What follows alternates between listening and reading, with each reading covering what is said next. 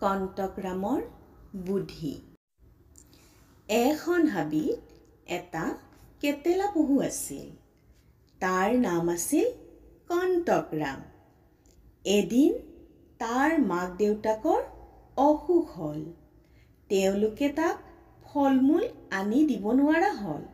সেয়ে মাকে ক'লে, হাবিৰ সিমূৰে এজোপা নাচপতি গছ আছে, তাৰে কেইটামান খাই আহগৈ যা।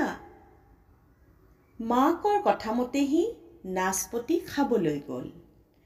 সি তলসৰা নাচপতি খাবলৈ লওঁতে তাৰ মাক দেউতাকলৈ মনত পৰিল। সি এটা বুদ্ধি পাঙিলে। সি তলসৰা নাচপতি কেইটামান এঠাইত গোটালে।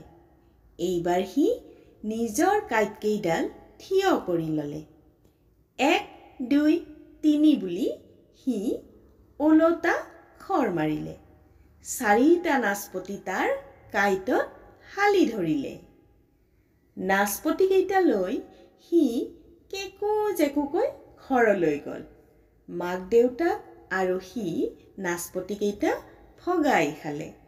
মাকে ক'লে, আমাৰ কণ্টকৰামৰ কাঁইটবোৰহে কোমল, বুদ্ধিটো হ'লে বৰ চোকা।